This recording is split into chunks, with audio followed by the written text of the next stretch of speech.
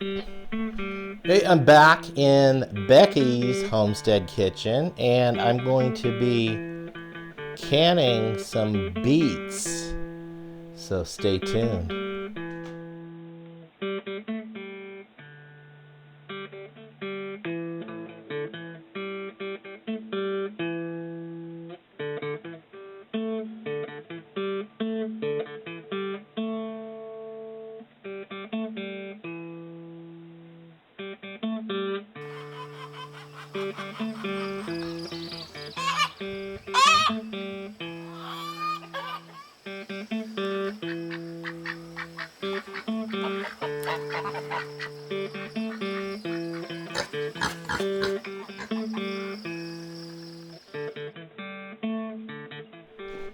Welcome back to Becky's Homestead Kitchen at Pine Meadows Hobby Farm. I'm your host, Jerry Hansen.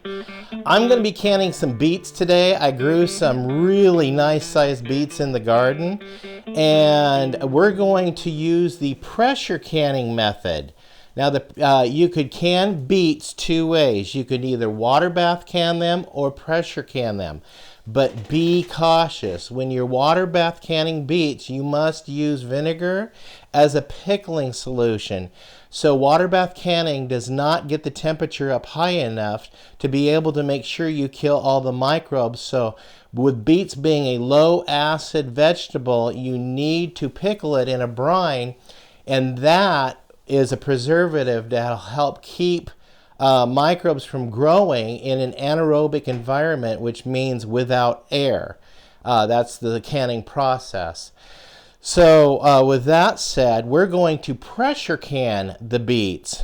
I have some videos on pressure canning and how to use a Fagor Duo pressure cooker canner, and that's what I'll be using today.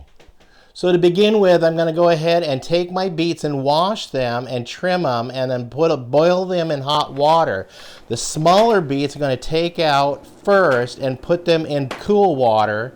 I'll boil them for about 20 minutes, and then watch this. The skin just comes right off real easy with a spoon. And then once the larger beets are done, which I'm going to be processing these for about 45 minutes in just a boiling hot water, I'm going to take and just slide the skin off of those, and sometimes I need a spoon to help me get those, but most of the time that skin just peels right off. And then we're going to go cube these beets. You can process your beets any way you want, slice them, cube them, whatever you want to do. I'm going to cube the beets in smaller chunks because we like to spread them cool over a salad. And beets are so healthy for you, especially the circulatory system and cardiovascular system. So once my beets are all sliced and diced, I'm going to collect them, and we're going to prepare our jars. Wash your jars in hot dish soap and your lids and your rings. Rinse them well. Heat up your jars. Don't boil them, and don't boil your lids. Just heat them up. And then take your jars and set them on this surface right here. Do not set them on a bare countertop surface, because when you combine hot with cold, you can crack the jar. So it's best to have some kind of a medium between your cold surface and your hot jars, because we're going to be pouring hot water in these jars. So once the beets are processed, we're going to empty the juice out of here. But I'm saving the juice. Beet juice is really beneficial, so I'm just saving it in this jar right here, and we're going to go ahead and can it, and then we'll be drinking it over the course of the next week. Beet juice, again, is just so healthy. So I'm just going to add hot water to this pan. We're going to boil it, bring it to a boil. Once it's boiled, I'm going to go ahead and add a half a teaspoon of salt, canning salts, to each jar here. And I've got this little tiny jar. That one, there's a tiny jar and a regular sized jar I'm reserving for the county fair for next year. So that's why I'm doing this little small jar. Be sure you leave a 1-inch head space. You funnel your beets into the jars after you've added the salt. Then you ladle in the hot boiling water. Once you've ladled in the hot boiling water, you want to take your little clear plastic bubble reliever spatula thingy and stick it down in there and work it around the jar, releasing all those bubbles. See, I see bubbles coming out here. Once the bubbles are out, then go ahead and take a clean cloth and wipe the rims from any debris that may be on there, and then carefully set your lids on top of each one, and then add your rings. Now tighten your rings down to the point of first resistance. You don't want to get them too tight, because as the air expands inside the jar, it's going to have to release some of that air out of those jars. But once it cools, it just sucks whatever air is out inside the jar, and the environment becomes vacuum sealed, and that is an anaerobic environment, creating a hostile environment for microbes that would otherwise want to grow in an aerobic environment with air. So that's what we want to do, is anaerobic, and that's the point in pressure canning. Now for the pressure canner, I'm just going to go ahead and add about that much water to the bottom of the kettle.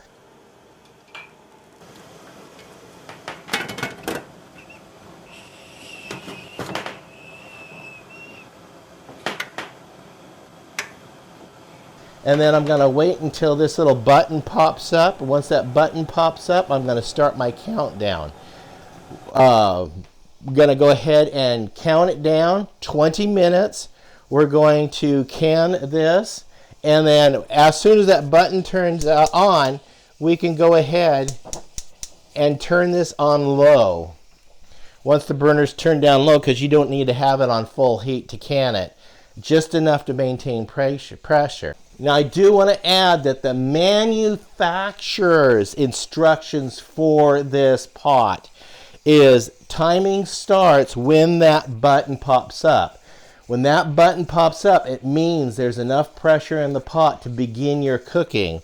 I have it on level 2, which is 10 pounds per square inch, which is going to get the temperature in your jars much higher than you can in a water bath canner. And that's what you want. You want that so hot for so long to make sure it denatures, meaning completely dissolves any cells of bacteria or virus that may be inside of that jar. It's sterilizing, and it's also cooking the vegetable. So we're going to have a good, safe product to store on our pantry shelf for a long time to come, so long as you do it right. So once we finished with the canning, we'll continue from there. Okay, we've cooked it for 20 minutes, so we're going to go ahead and turn the heat off and remove it from the heat.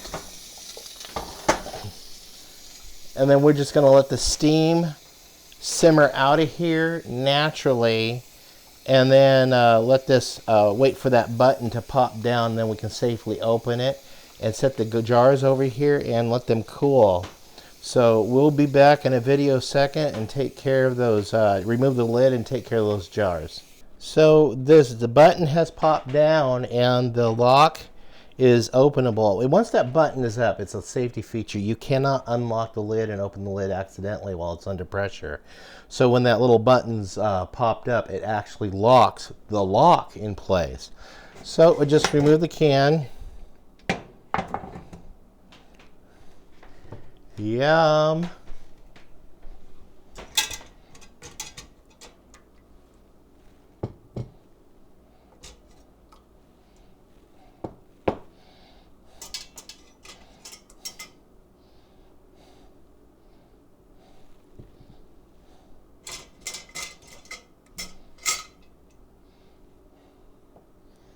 All right, there is the beets.